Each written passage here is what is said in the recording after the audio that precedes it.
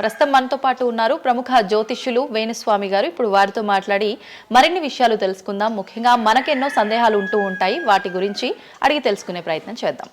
నమస్కారం అండి. నమస్తే తల్లి. ఓం నమో వెంకటేశాయ. వెంకటాద్రి సంస్థానం బ్రహ్మాండే నాసికించిన వెంకటేశ సమోదేవో నా భూతో నా భవిష్యతి. ఇప్పటి వరకు కూడా రకరకాల విపత్తులు అయితే మనం చూసాం. గత ఉగాది మన కొత్త సంవత్సరం నుంచి కూడా ఇప్పటి వరకు చాలా విపత్తులు చూసినాం. అంటే పంచభూతాల్లో ఒక్కొక్కటి ఒక్కొక్క ప్రళయంగా, అగ్ని ద్వారా కావచ్చు, గాలి ద్వారా కావచ్చు, రకరకాలుగా.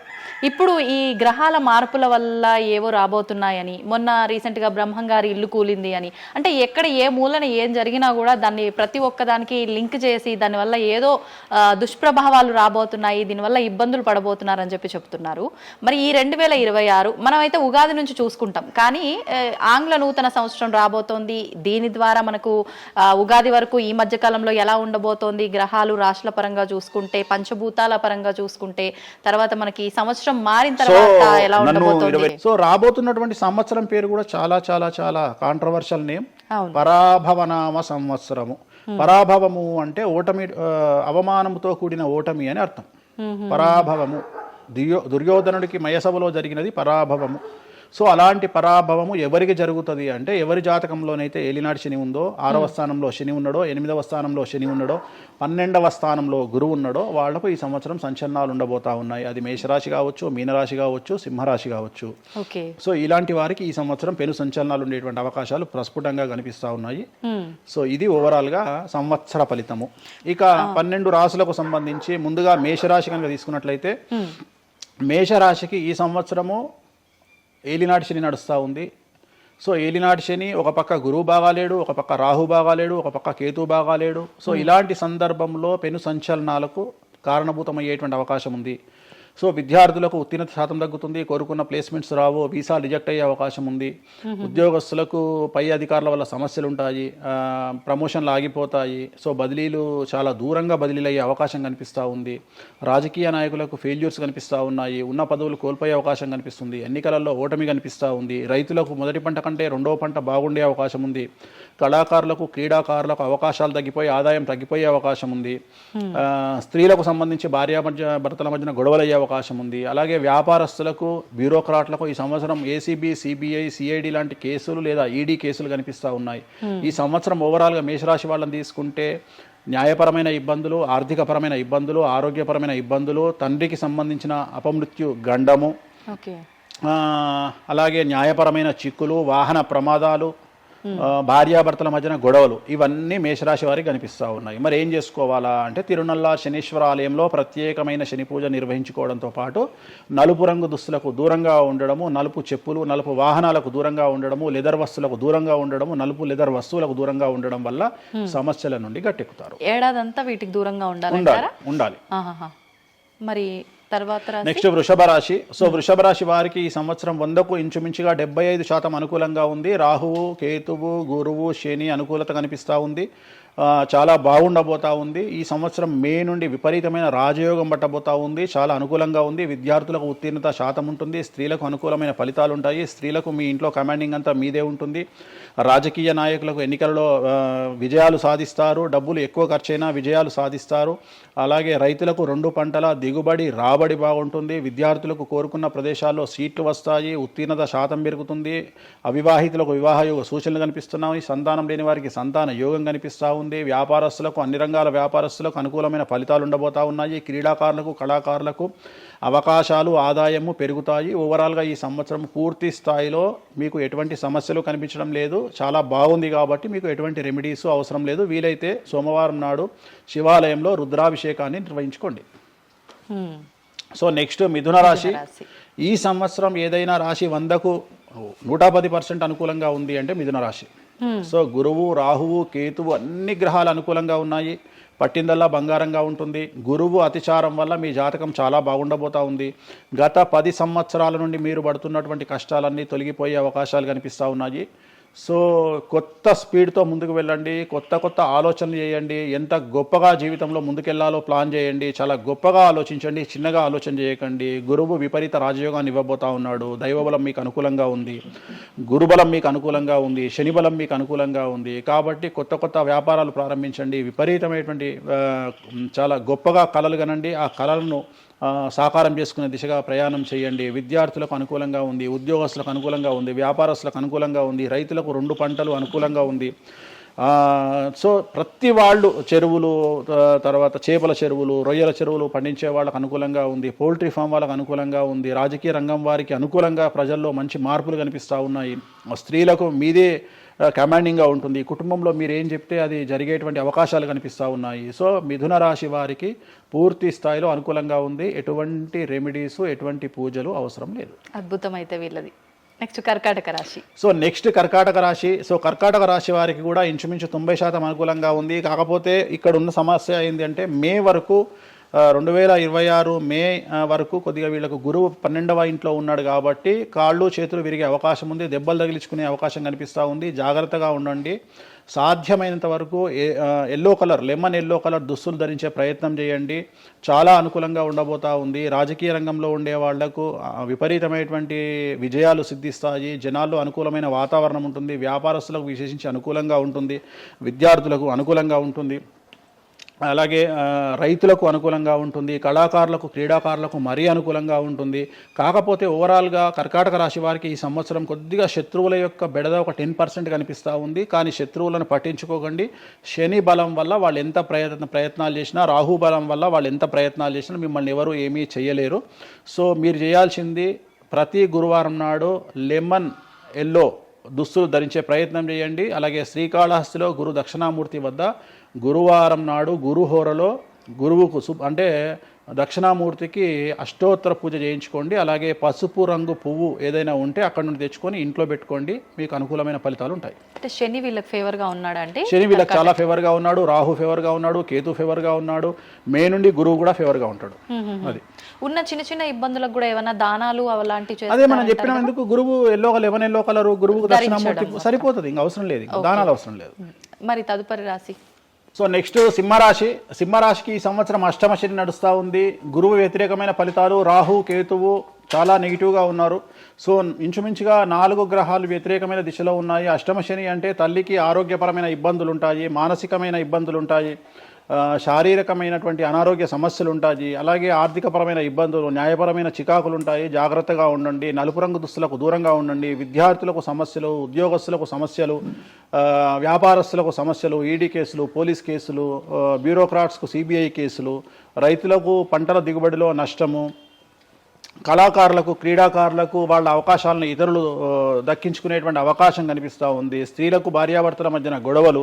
సో ఓవరాల్గా సింహరాశి వారికి ఏ రంగంలో వారైనా సమస్యలు కనిపిస్తూ ఉన్నాయి. అష్టమ శని ప్రభావం కనిపిస్తూ ఉంది కాబట్టి నలుపు రంగు దుస్తులకు దూరంగా ఉండండి. తీరు నల్లార్ శనీశ్వర ఆలయంలో ప్రత్యేకమైన శని పూజను నిర్వహించుకోవడం ద్వారా సమస్యల నుండి గట్టెక్కుతారు. ఓకే. సో నెక్స్ట్ కన్యారాశి. ఈ సంవత్సరం కన్యారాశి వారికి ఇంచుమించు 75% అనుకూలంగా ఉండబోతా ఉంది. శని, అలాగే కుజుడు, రాహువు, కేతువు, గురువు అనుకూలతల వల్ల చాలా చాలా అనుకూలంగా ఉండబోతా ఉంది. ఒకే ఒక్క సమస్య ఈ సంవత్సరం ఉండేది, భార్యాభర్తల మధ్యన ఈగోలు కానీ క్లాషెస్ కానీ వచ్చే అవకాశం ఉంది. సో కాంప్రమైజ్ అవ్వడానికి ప్రయత్నించండి. భార్య దగ్గర భర్త, భర్త దగ్గర భార్య కాంప్రమైజ్ అవ్వండి. ఈగోలకు పోవద్దు, జెలస్లకు పోవద్దు. ఆర్థికపరమైన అంశాల్లో జాగ్రత్తగా ఉండండి. విద్యార్థులకు అనుకూలత కనిపిస్తూ ఉంది. రాజకీయ నాయకులకు అనుకూలత కనిపిస్తూ ఉంది. వ్యాపారస్తులకు, కళాకారులకు, క్రీడాకారులకు విశేషమైన యోగం లభించబోతూ ఉంది. న్యాయస్థానాల్లో పనిచేసే వాళ్లకు, న్యాయ సంబంధమైన వృత్తిలో ఉండే వాళ్లకు అనుకూలమైన ఫలితాలు ఉండబోతూ ఉన్నాయి. స్త్రీలకు విశేషించి అనుకూలంగా ఉండబోతూ ఉంది. సో ఈ సంవత్సరం కన్యారాశి వారికి పూర్తిగా అనుకూలమైనటువంటి ఫలితాలు కనిపిస్తూ ఉన్నాయి. వీరు చేయాల్సినటువంటి రెమెడీ, సోమవారం నాడు రుద్రాభిషేకాన్ని శివాలయంలో నిర్వహించండి. సమస్యల నుండి గట్టెక్కుతారు. సో నెక్స్ట్ తులారాశి. తులారాశి వారికి 6వ స్థానంలో శని కనిపిస్తూ ఉన్నాడు. కాకపోతే గురువు విపరీత రాజయోగాన్ని ఇవ్వబోతా ఉన్నాడు. వీళ్ళకి గురు బలము మరియు దైవ బలం అనుకూలంగా ఉండడం వల్ల మీ జీవితాన్ని కొత్తగా ప్రొజెక్ట్ చేసుకునేటువంటి అవకాశం మీకు దేవుడు కల్పిస్తూ ఉన్నాడు.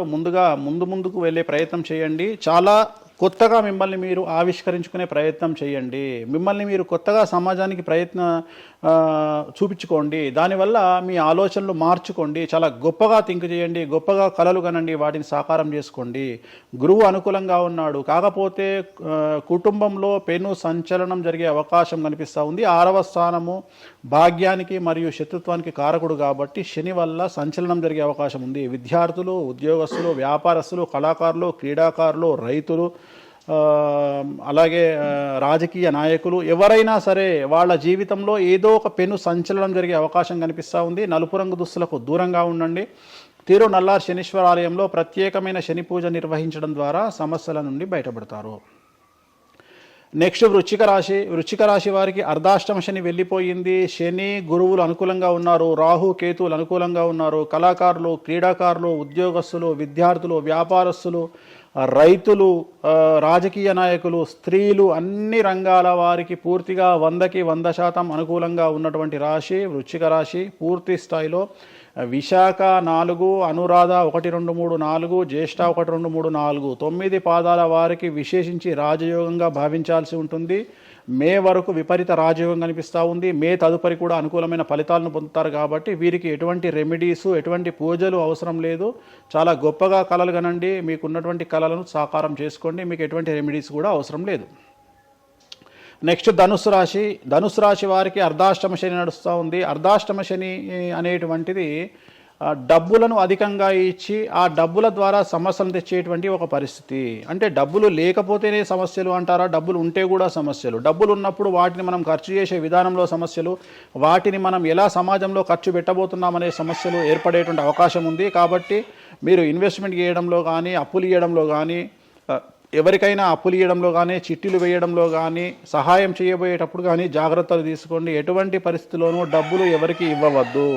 సో ధనుస్సు రాశి వారికి డబ్బు పరంగా సమస్యలు ఏర్పడే అవకాశం ఉంది. రాక డబ్బులు వచ్చినాయి కాబట్టి తీసుకెళ్ళి వేరే వాళ్ళకి ఇచ్చి మోసపోయే అవకాశాలు కనిపిస్తూ ఉన్నాయి.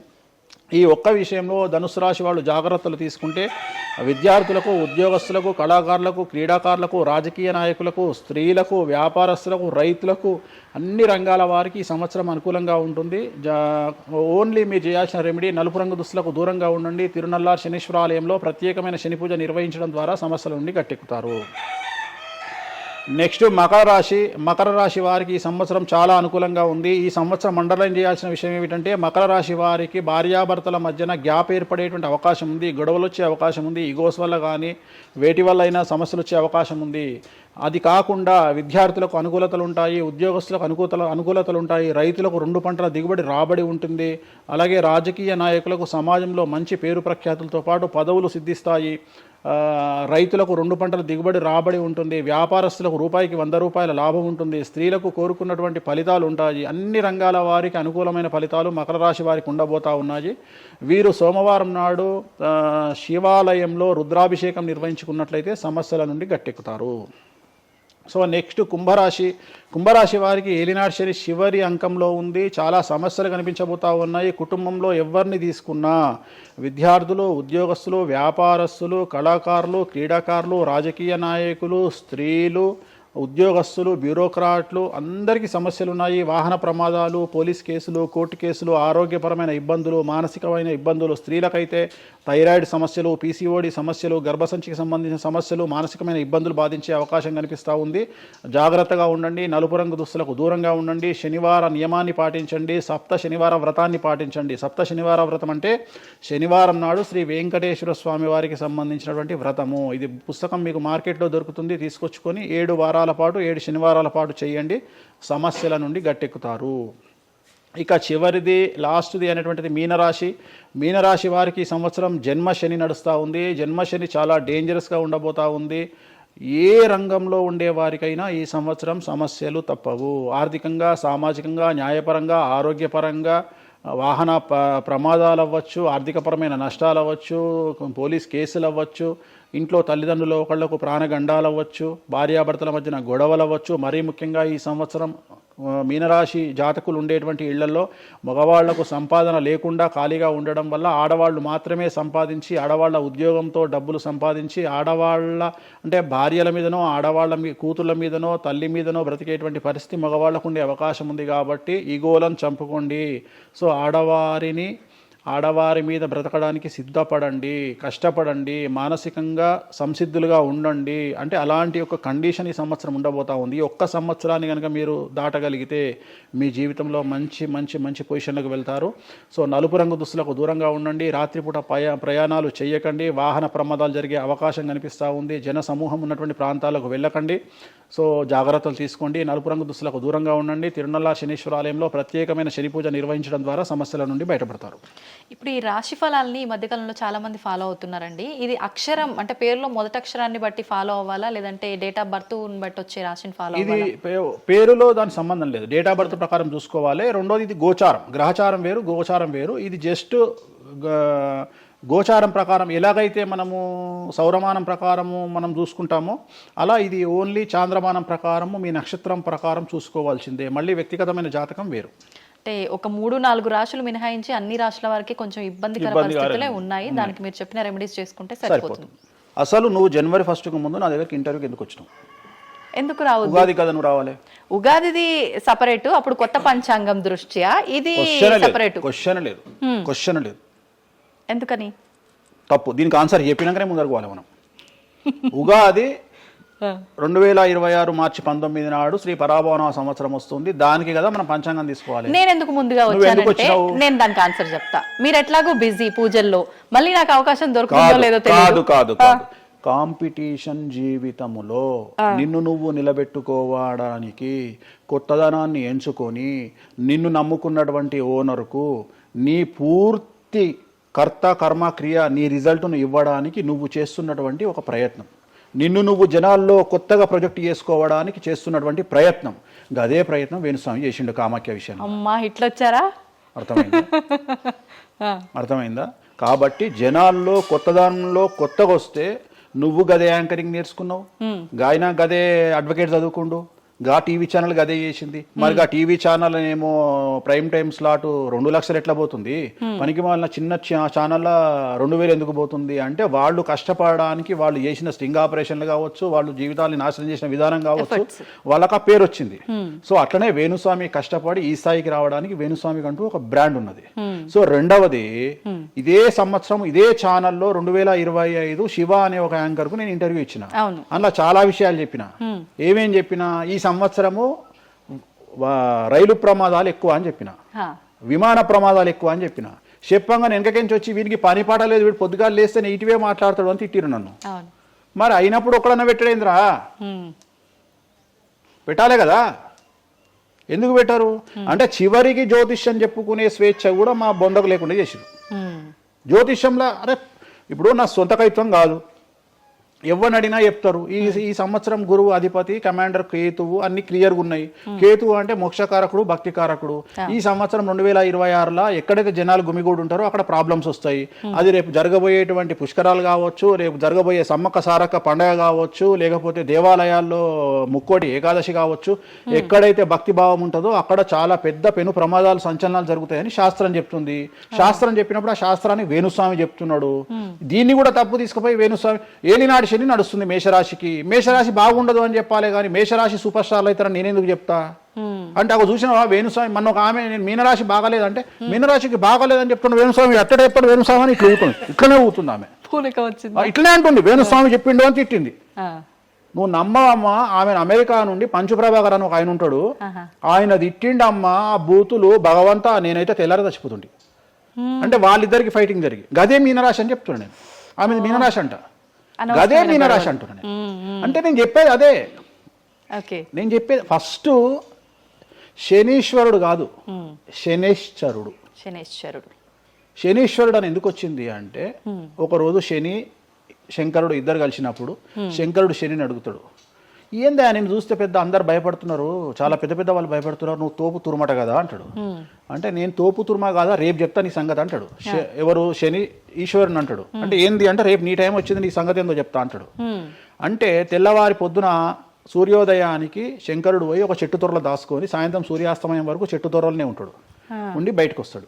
బయటకు వచ్చిన తర్వాత శని ఎదురుపడితే నన్నేమో చేస్తా అన్నావు కదా, ఏం చేసినావు అంటాడు.